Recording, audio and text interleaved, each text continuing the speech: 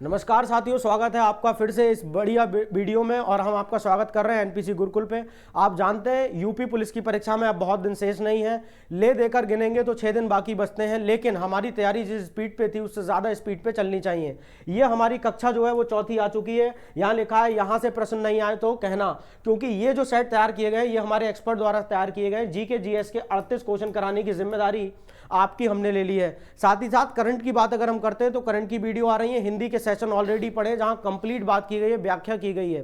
तो ये जो 10 प्रैक्टिस सेट 10 दिन में लगाने की बात हुई है, 3 आ चुके हैं। अगर आपने नहीं देखे हैं जरूर जाके देखिए, चैनल के प्लेलिस्ट में प्लेलिस्ट बनी हुई है चैनल के वहां पर कि यूपी पुलिस कांस्टेबल 2024 के लिए। आपका समय जाया न करते हुए पहले प्रश्न पे चलूंगा। आज जो स्पीड हमारी रहेगी, मैं आपको चेतावनी दे देता हूं कि स्पीड कम से कम 60-70 की रहने वाली है। अगर आप भी 60-70 की स्पीड पे चलेंगे तब बात समझ में आएगी, क्योंकि इससे नीचे अब काम नहीं बनने वाला है। जिन वस्तुओं का साथ साथ उपयोग किया जाता है उन्हें क्या कहा जाता है? उन्हें पूरक वस्तुएं कहा जाता है एक दूसरे की। जैसे चाय के साथ चीनी हो गई, चाय के साथ चीनी हो गई, कार के साथ पेट्रोल हो गया। यानी कि ऐसी वस्तुएं जो एक दूसरे को पूरा करती हो उन्हें क्या कहा जाता है? पूरक वस्तुएं कहा जाता है। अगला प्रश्न हमारे पास जो है प्रश्न नंबर 2 आ गया है। लोहे को खुले में छोड़ने पर उस पर भूरी परत जम जाती है, उसे क्या कहते हैं? सभी साथियों ने प्रश्न उड़ा दिया, उसको जंग कहते हैं। लेकिन खास बात मैं आपको बता देता हूं ये क्या होती है। फेरिक ऑक्साइड, फेरिक ऑक्साइड और ऑक्सीजन, ऑक्सीजन की अभिक्रिया से ये बनती है। अभिक्रिया बोले तो रिएक्शन से ये बनती है। और इसका फार्मूला कई बार आ जाता है Fe3O4.H2O। इसको हम क्या लिख सकते हैं? Fe2O3.FeO भी लिख सकते हैं। तो अगर आप यहाँ पे देख पा रहे हैं तो ये जंग का क्या हो गया? फॉर्मूला हो गया है, भूरे कलर की जो होती है। अगला प्रश्न हमारे पास हो गया प्रश्न नंबर 3। कहते हैं, क्या कहते हैं? पृथ्वी दिवस कब मनाया जाता है? साथियों प्रश्न उड़ा दीजिए। 22 अप्रैल। कब से मनाना शुरू किया गया? 1970 से मनाना शुरू किया गया है। इससे आप क्या करते हैं? पर्यावरण के प्रति, ये देख लीजिए, पर्यावरण के प्रति क्यों मना रहे हैं? पर्यावरण के प्रति लोगों को जागरूक करने के लिए, पर्यावरण के प्रति लोगों को जागरूक करने के लिए ये दिवस मनाया जाने लगा है। कब से मनाया जा रहा है? 1970 से मनाया जा रहा है साथियों। अगला प्रश्न पुलिस वालों ये है, राष्ट्रीय गान के रचयिता कौन है? भाई गुरुजी आज के हल्के प्रश्न ले आए हो, वीडियो के अंत तक रहो, आपको पता चल जाएगा हल्का क्या होता है और भारी क्या होता है। रविन्द्रनाथ टैगोर की बात करें तो ये राष्ट्रीय गान रचा है। बंकिम चंद्र चटर्जी की बात करें साथियों, क्या दिया है इन्होंने? वंदे मातरम। वंदे मातरम क्या है? वंदे मातरम क्या है? हमारे बहुत सारे साथी होंगे जिन्हें यही नहीं पता है कि राष्ट्रीय गान और राष्ट्रीय गीत में क्या फर्क है, कौन राष्ट्रीय गान है, कौन राष्ट्रीय गीत है। तो राष्ट्रीय गीत जो है वो वंदे मातरम है, जो बंकिम चंद्र चटर्जी ने लिखा है। और राष्ट्रीय गान जिसको हम कहते हैं जन गण मन करके ना, जन गण मन की बात चलती है। अब बात है राष्ट्रीय गान को गाने का सही समय कितना होना चाहिए? तो सही समय 52 सेकंड होना चाहिए। राष्ट्रीय गान की बात हो गई है। आगे चलते हैं प्रश्न 5 पे। कहते हैं भारत में मत देने का अधिकार निम्नलिखित में से कौन सा है? तो भारत में मत देने का अधिकार जो है वो वैधानिक अधिकार है कि 18 वर्ष आयु का जो व्यक्ति है वो अपना मत, अपना वोट डाल सकता है। और ये कहां से लागू? 61वें अधिनियम, संविधान अधिनियम संशोधन हो गया साथियों। 61वां संविधान अधिनियम, संविधान संशोधन अधिनियम जो हो जाएगा, हमारी सही बात हो जाएगी, संशोधन अधिनियम हो जाएगी, अधिनियम हो जाएगी। कौन सा? 61वां हो जाएगा साथियों। अरे भाई तू ऊपर को जा यार, लाइन न खिंचन दे रहा हो है भाई। संविधान संशोधन अधिनियम कौन सा हो गया? 61वां हो गया। 18 वर्ष का व्यक्ति क्या कर सकता है? वोट डाल सकता है। तो अगर आप इसका स्क्रीनशॉट वगैरह लेना चाहते हैं तो बहुत तेजी से लेते रहिएगा, क्योंकि अब हम रुकने वालों में से नहीं है। अच्छा, ये कब हुआ था? तो 1989 में ये 61वां संविधान संशोधन जुड़ गया है। अगला प्रश्न आ गया, इंसुलिन की खोज किसने की है? इंसुलिन की खोज जो है वो फ्रेडरिक बेंटिंग ने और बेस्ट ने की है। कब की है? 1921 में की है। गुरुजी अलेक्जेंडर फ्लेमिंग ने क्या की है? पेनिसिलिन। पेनिसिलिन क्या है? एक एंटीबायोटिक है, इसकी खोज की है। काय में से निकाला था? एक फंगस में से निकाला था। फंगस क्या होता है? फंगस यानी कि कवक, आई थिंक इसको कहते हैं, तो कवक हो जाएगा ये हमारा, इसमें से निकाला गया था। और अलेक्जेंडर फ्लेमिंग, ठीक है, कहां से निकाला गया? तो पेनिसिलिन नोटेटम, पेनिसिलियम नोटेटम जो कवक है यानी कि फंगस है नोटेटम, उसमें से निकाला गया, पेनिसिलिन नोटेटम से निकाला गया। जेम्स वॉट ने क्या किया है? भाप के इंजन का आविष्कार किया, भाप के इंजन का आविष्कार किया। सर FG हॉपकिंस ने क्या किया था, तो इन्होंने एक ना उत्तेजित या उत्तेजक विटामिन की जो थी खोज की थी, विटामिन की खोज की थी। तो ये बातें जो हैं आपको एक प्रश्न में 4-4 बातें मिल रही हैं। वीडियो बढ़िया लग रहा है, शेयर कर दीजिए, उड़ा दीजिए इसको भाई। धामेक स्तूप का निर्माण किसने करवाया है, तो आप इसमें से फंस सकते हैं। मौर्य जो है, मौर्य शासन में किसने करवाया इसका, अशोक, सम्राट अशोक ने इसका करवाया। कहाँ पे है भैया, भैया कहाँ पे है, वाराणसी, और वाराणसी में भी कौन जगह है, सारनाथ जगह है। तो वाराणसी के सारनाथ जगह में क्या किया गया है, ये रखा हुआ है। ये किस प्रकार का है, तो ये बृहद स्तूप है, बृहद स्तूप है। ठीक है साथियों, कोई भी प्रश्न अगर हम पढ़ रहे हैं तो उसको हमने क्या कर देना है, धुआं धुआं कर देना है, स्पीड बढ़ा करके काम खत्म कर देना है साथियों। अगले प्रश्न की तरफ आ रहे हैं। प्रश्न नंबर 8 हमारा यहां पर दे रखा है। यह प्रश्न पिछले सेट में भी आपको मिल गया होगा। विद्युत मोटर द्वारा विद्युत ऊर्जा का रूपांतरण किसमें होता है, तो विद्युत मोटर इसको यांत्रिक ऊर्जा में परिवर्तित कर देती है। गतिज ऊर्जा का जो फार्मूला है, सूत्र है, हाफ mv² है, इसको कहते हैं mgh। ठीक है जी, आगे चल रहे हैं बहुत तेजी से, ये फार्मूला हो गया है। भारतीय संविधान के किस मौलिक अधिकार को, मौलिक अधिकार में, भारतीय संविधान के किस मौलिक अधिकार में कहा गया कि प्रत्येक व्यक्ति को अपनी इच्छा का धर्म अपनाने, उसका प्रचार प्रसार करने का अधिकार है, धार्मिक स्वतंत्रता का अधिकार है। गुरुजी कौन से अनुच्छेद से संबंधित है, गुरुजी अनुच्छेद 25 से साथियों ये संबंधित है हमारा। आगे चलते हैं अगला। सुभाष चंद्र बोस के फॉरवर्ड ब्लॉक का गठन कब किया, सुभाष चंद्र बोस ने फॉरवर्ड ब्लॉक का गठन वर्ष 1939 में किया था साथियों। और ये वो समय है जब इन्होंने कांग्रेस की अध्यक्षता छोड़ दी। कांग्रेस की अध्यक्षता कब छोड़ दी इन्होंने, तो 1939 में अध्यक्षता छोड़ दी। अरे भाई छोड़ दी, वेरी गुड वेरी गुड। आगे चलते हैं, अगला प्रश्न हमारे पास आ गया 11वां। भारत के नियंत्रक व महालेखा परीक्षक का कार्यकाल कितना होता है, तो बताएंगे CGA का कितना कार्यकाल होता है, कंट्रोलर जनरल ऑडिटर का तो 6 वर्ष होता है, यानी कि 6 वर्ष होता है। अब ध्यान देंगे 6 वर्ष से पहले अगर 65 वर्ष की आयु हो गई इन भाई साहब की, नियंत्रक और महालेखा परीक्षक की, तो इन्हें कह दिया जाएगा कि आप जाइए, आपको सेवा से मुक्त किया जाता है। ये नहीं है कि अगर इनको मान लीजिए 62 वर्ष पे ज्वाइनिंग लिए हैं तो 6 वर्ष तक घसीटेंगे तो 68 वर्ष हो जाएगी, पर ये नहीं करते हैं। अगर पहले तो 6 वर्ष है और अगर 65 वर्ष हो गई तो इनको हटा दिया जाएगा। 6 वर्ष और किसकी होती है साथियों बताएंगे, सुप्रीम कोर्ट यानी कि सर्वोच्च न्यायालय, सर्वोच्च न्यायालय के जो न्यायाधीश हैं उनका भी क्या रहता है भाई, उनका भी ये रहता है कि भाई 6 वर्ष का कार्यकाल रहेगा। बहुत बढ़िया, ये दमादम मस्त कलंदर हो गया है। आगे हम चलते हैं, ये अनुच्छेद कौन सा रहेगा, ये अनुच्छेद 148 रहेगा। भाई अनुच्छेद से भी तो प्रश्न बनना है, तो आप प्रश्न को पूरी तरीके से निचोड़ दें। और क्या याद कर सकते हैं, कुछ नहीं। अगला प्रश्न आ गया है, वर्ष 1917 में महात्मा गांधी ने खेड़ा जिले में किसानों की मदद के लिए सत्याग्रह का आंदोलन किया। सबसे पहली बात, इसको खेड़ा सत्याग्रह कहा गया, खेड़ा सत्याग्रह कहा गया। अब मुझे बताएंगे ये कहाँ था, तो गुजरात में था। खेड़ा सत्याग्रह साथियों कहाँ पे हुआ है, गुजरात में हुआ। बिहार से संबंधित आपको कुछ याद आता है, चंपारण सत्याग्रह या चंपारण आंदोलन जो हुआ वो किसको लेकर हुआ, नील की खेती को लेकर हुआ। नील की जो इंडिगो की फसल जब उगाने से किसानों ने मना किया तो विरोध किया। अब बिहार में जो खेड़ा सत्याग्रह ये क्यों हुआ था, क्योंकि लगान बढ़ा दिया गया था। लगान बढ़ाने के विरोध में इस सत्याग्रह को महात्मा गांधी जी के नेतृत्व में किया।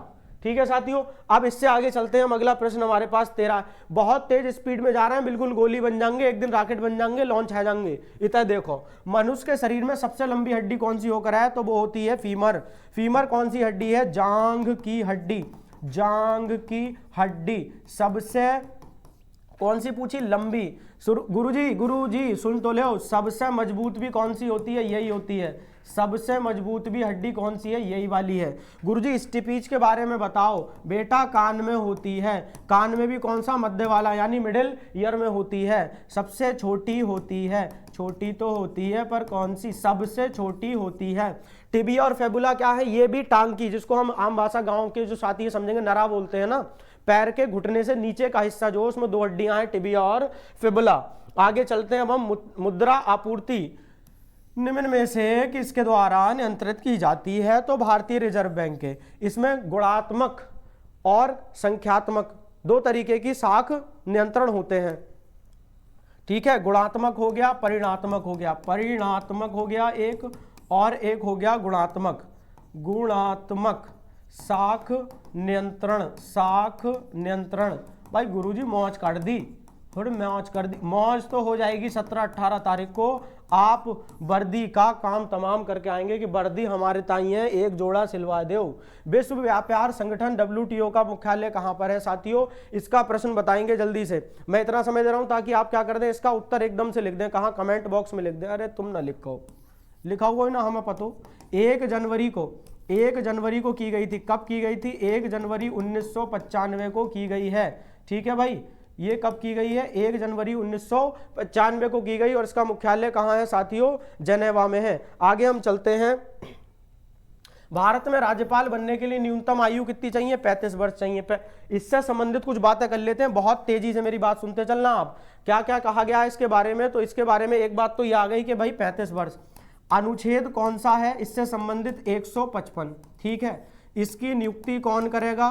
भाई राज्यपाल की नियुक्ति कौन करता? राष्ट्रपति जी करते हैं। महामहिम राष्ट्रपति जी करते हैं। राज्यपाल किस लेवल पे होता है? राज्यपाल राज्य सरकार की जो गतिविधियां हैं उनको देखता एवं उनके बारे में केंद्र सरकार को सूचित करे है। ठीक है जी, तो राज्यपाल से संबंधित हमने सारी बात। अब एक बात और हो जाती है, अब कोई कहने लगे, बोले कांस्टेबल की परीक्षा ना निकली गुरुजी तो राज्यपाल बनना है, अब कैसे बनेंगे? भाई पहली बात तो ये शर्तें पूरी करेंगे, दूसरी बात कुछ और। पहली बात तो आप क्या होने चाहिए? भारत के नागरिक होने चाहिए। अर्हता की बात कर रहे हैं, यानी कि एलिजिबिलिटी की, भारत के नागरिक हो। दूसरी बात, किसी लाभ के पद पे ना हो, लाभ के पद पर नहीं हो, लाभ के पद पर ना हो, यानी कि आपकी सरकारी नौकरी जैसी कोई व्यवस्था ना हो। दोनों में से किसी सदन का हिस्सा ना हो, दोनों में से किसी सदन का हिस्सा ना हो, दोनों में से किसी सदन का हिस्सा ना हो। मुझे लगता है आवाज एकदम बढ़िया चल रही है और आपको बात समझ में आ रही है। आप अगर इसका स्क्रीनशॉट लेना चाहते हैं बहुत तेजी से ले लें, अन्यथा मामला झिंगी पोंगी होने वाला है। आगे, निम्नलिखित में से कौन सा सिख गुरु हर कृष्ण के उत्तराधिकारी थे? तो वो थे गुरु तेग बहादुर। अब हुआ क्या, एक दिन की बात थी 1675, और वो दिन बहुत ही खतरनाक था। औरंगजेब ने क्या किया? औरंगजेब ने इनकी हत्या करवा दी। औरंगजेब ने हत्या करवाई। क्यों करवाई? क्योंकि इन्होंने मुस्लिम धर्म स्वीकार करने से मना कर दिया। अब प्रश्न की बात करते हैं कि प्रथम गुरु कौन हुए? तो गुरु नानक जी हुए। हम क्या करते हैं? गुरु नानक देव जी हुए। और अंतिम कौन से हुए? गोविंद सिंह जी। और इन्होंने क्या किया? इन्होंने, ये शुरुआत हो गई, गुरु नानक देव जी प्रथम हो गए और गुरु गोविंद सिंह जी कौन से हो गए? हमारे अंतिम गुरु हो गए। यहां पे अब हम आगे चल रहे हैं। अगला प्रश्न बहुत तेजी से आ गया। ग्रहों के निम्नलिखित समूहों में से किस समूह के चारों ओर छल्ले हैं? ठीक है जी, तो छल्ले किसके से है? शनि तो हो गई हमारा। देखिए मंगल है तो उड़ा देना, मंगल जहां पे दिख जाए शुक्र पे भी ना है। उत्तर हो गया शनि, बृहस्पति, यूरेनस। अब आपको ये समझना है ये छल्ले किसके होते हैं?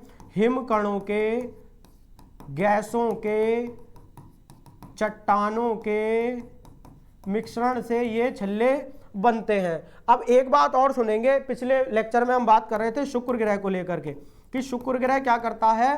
पूरब से पश्चिम की तरफ को घूमता है जी। अपनी कक्षा में चक्कर लगा रहा है।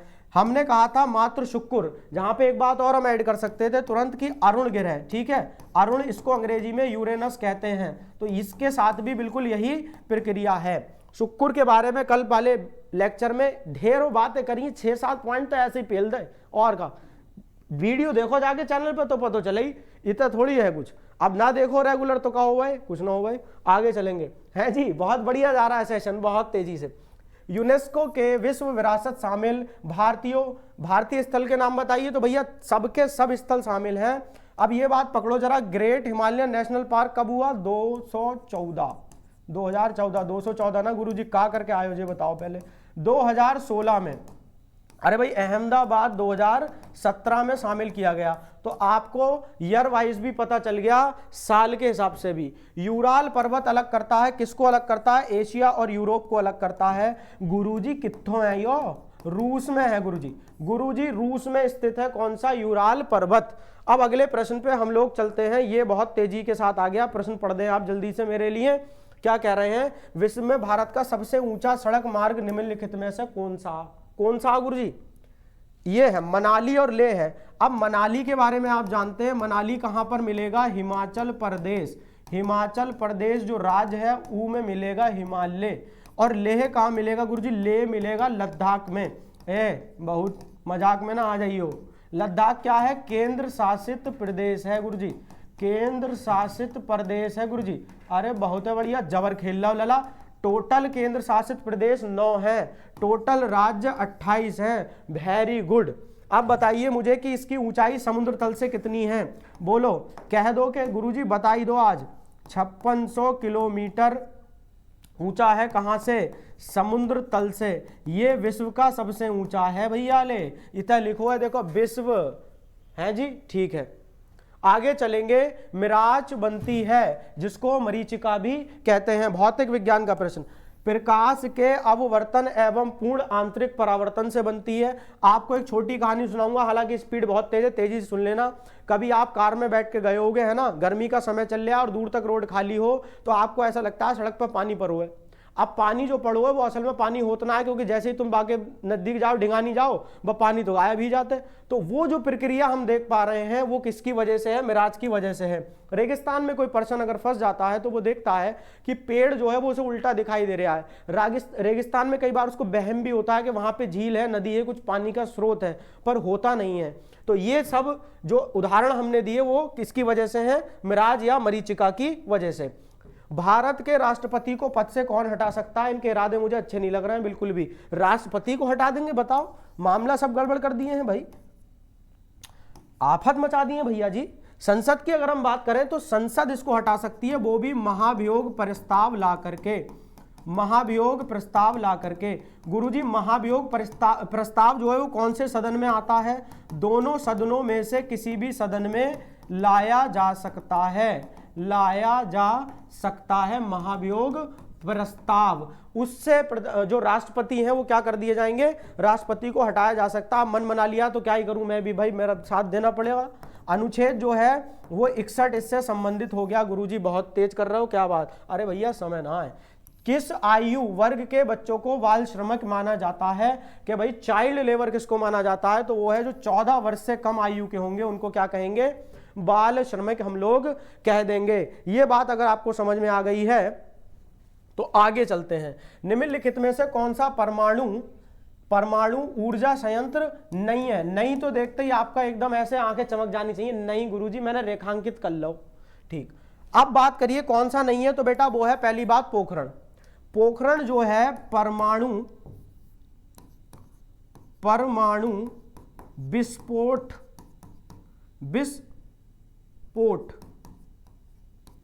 परमाणु विस्फोट परीक्षण केंद्र है।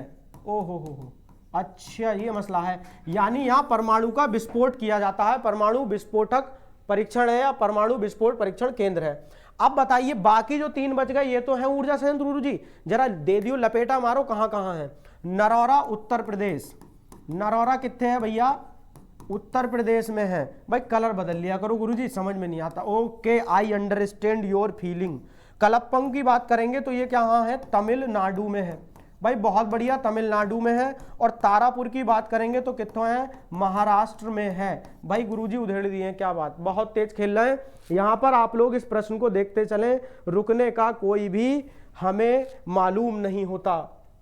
वो वजह दे दो तुम कि मैं ठहर जाऊं, मेरी किस्मत में कहाँ है कि मैं ठहर जाऊं। कौन सा तिब्बत का राष्ट्रीय ग्रंथ है? तो बताएंगे भाई केसर सागा है। देखिए सागा सब में लगा दिया इन्होंने ताकि आपका साग निकल जाए, लेकिन आप लोग तो पढ़े लिखे लोग हैं भाई। केसर सागा इसका उत्तर है। इसमें क्या है? कविताओं का संग्रह है। ये क्या है भाई? कविताओं का संग्रह है। इसमें संग्रहित किया गया है कविताओं को, और ये एक बौद्ध ग्रंथ है गुरुजी, सच्ची। अरे मुच्ची बौद्ध ग्रंथ, बहुत तेज। कह रहे हैं कृषि क्षेत्र में गोल क्रांति, गोल गोल टमाटर भी हो सका है भैया, गोल गोल, चलो खाद और मांस तो ना हो सकता, लेकिन गोल गोल टमाटर आलू, बताओ किस पे जा रहे हो? हम तो भैया आलू पे जाएंगे। आलू में प्रथम जो है इस समय पूरे विश्व में वो कौन है आलू उत्पादन में? भैया चीन है।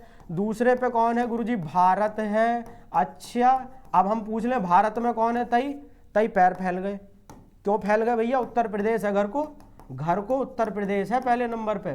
ठीक है, आप ये कतई ना समझें कि हमको हिंदी नहीं आती है, इंग्लिश नहीं आती है। ये भाषा का प्रयोग सिर्फ इसलिए है ताकि आप जुड़े रहें, आप सीखते रहें।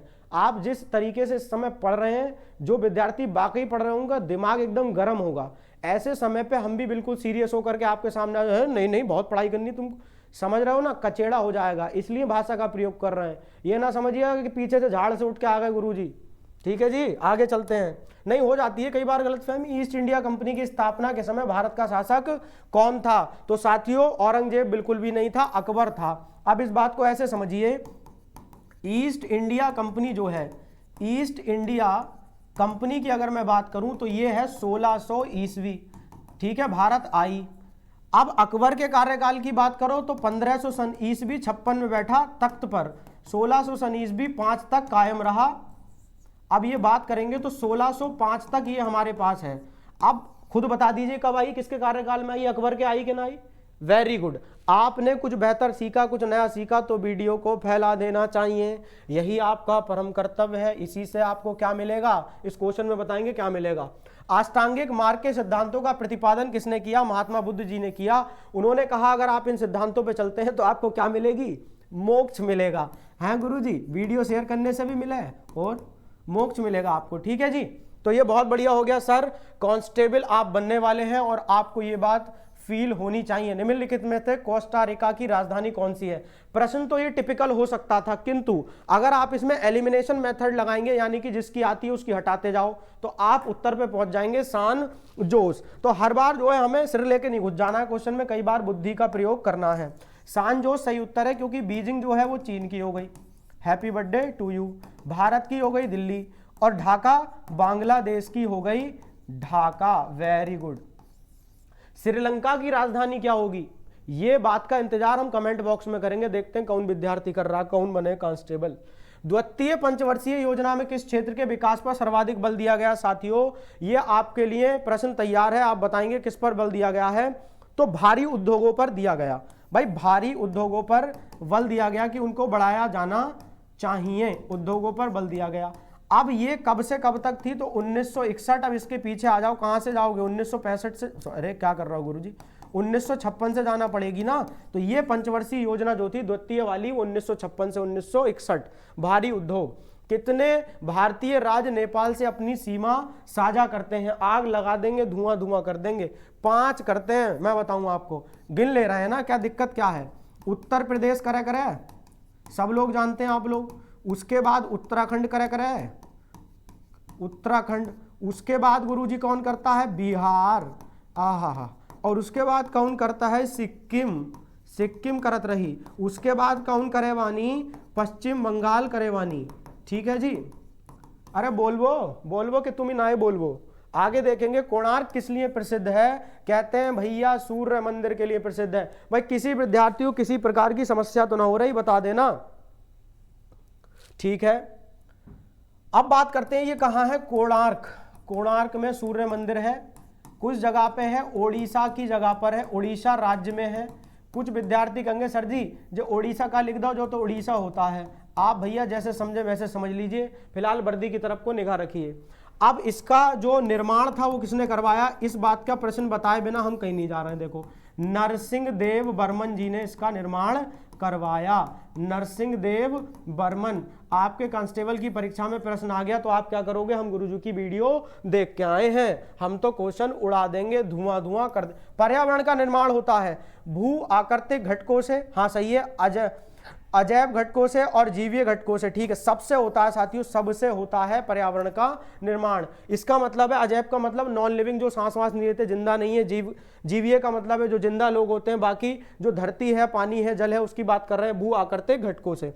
अगला प्रश्न कहता है नोबेल पुरस्कार जीतने वाले प्रथम एशियाई। भाई सीना चौड़ा करने का समय पूरे एशिया में जो जितने भी हमारे महाद्वीप है उसमें सबसे ज्यादा जनसंख्या रहती है, वहां की बात कर रहे हैं आप भाई साहब।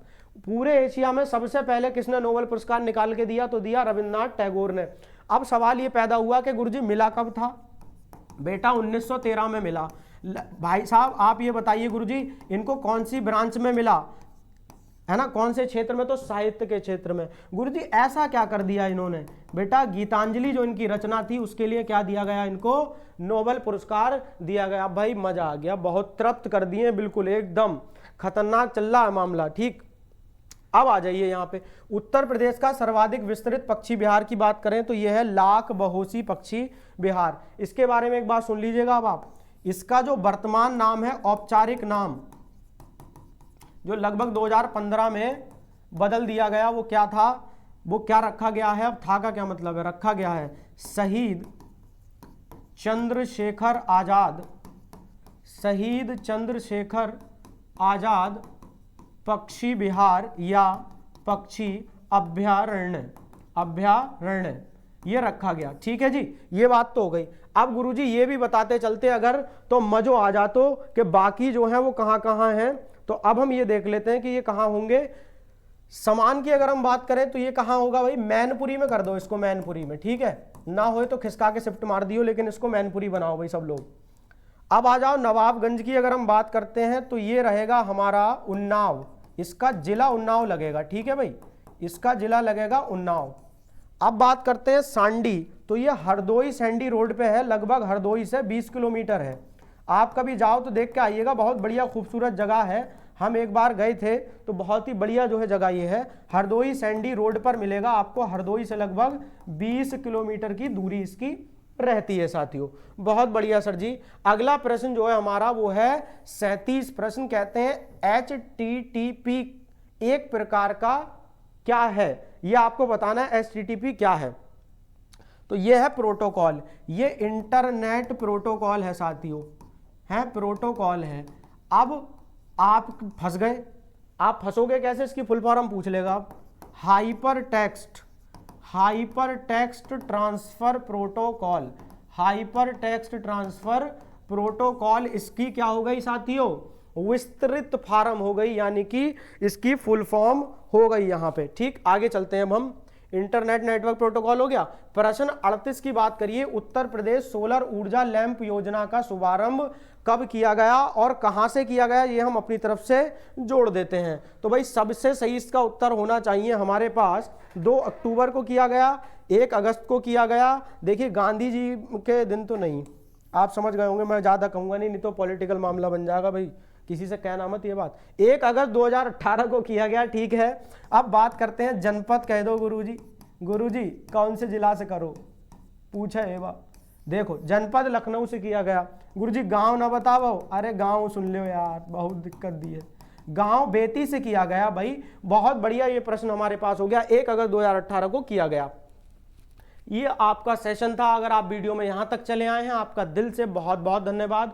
और मैं ये मानता हूँ कि आपने इस वीडियो में कुछ नया सीखा होगा। अगर वाकई सीखा है, कमेंट बॉक्स आपके लिए है, एक कमेंट ज़रूर आप वहाँ पर दें कि गुरुजी मैंने ये चीज़ नहीं सीखी, या मुझे वीडियो कैसा लगा। आपके फीडबैक से हम निरंतर इस चीज़ को बेहतर करने की कोशिश करेंगे, और बेहतर किया है और ज़्यादा बेहतर करेंगे। आप अगर किसी पर्टिकुलर वीडियो पर, किसी पर्टिकुलर टॉपिक पर वीडियो चाहते हैं तो वो भी आप कमेंट बॉक्स में लिख करके जाएं। देखिए जब हम पढ़ा रहे होते हैं तो बात करने का कोई तरीका नहीं होता, और करनी भी बीच में नहीं चाहिए, क्योंकि उस समय पे सिर्फ ज्ञान का क्या होना चाहिए, विकास, और हमें दिमाग में अपने ज्ञान डालना होना चाहिए। कुछ बातें हैं, बड़ी बेसिक सी बातें हैं, जैसे NPC गुरुकुल जिस नाम से चैनल है, इसी नाम से टेलीग्राम भी है, एप्लीकेशन भी है प्ले स्टोर पे। आप उसे डाउनलोड करें तो फ्री मटेरियल मिले, ना ही सिर्फ यूपी पुलिस के लिए बल्कि ढेरों भर्तियां लगी हुई हैं। UP SSC की फॉरेस्ट गार्ड के बारे में जानकारी आप देख रहे हैं चैनल पे उपलब्ध है ना, चाहे वो जूनियर असिस्टेंट की बात हो, फॉरेस्ट गार्ड की बात हो। एक ऐसी टीम, एक ऐसे सर जो फॉरेस्ट गार्ड के लिए ऑलरेडी पढ़ा चुके हैं।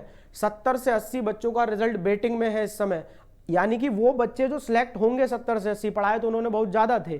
तो ऐसे चैनल पर अगर आप जुड़ते हैं, आपका साथ मिलता है, तो हम सब मिलकर के कुछ ना कुछ एक बढ़िया करेंगे और अच्छे और सुदृढ़ भारत का निर्माण करेंगे। इसी के साथ मैं अपने वक्तव्य को समाप्त करता हूं। बने रहने के लिए धन्यवाद। जय हिंद, जय भारत।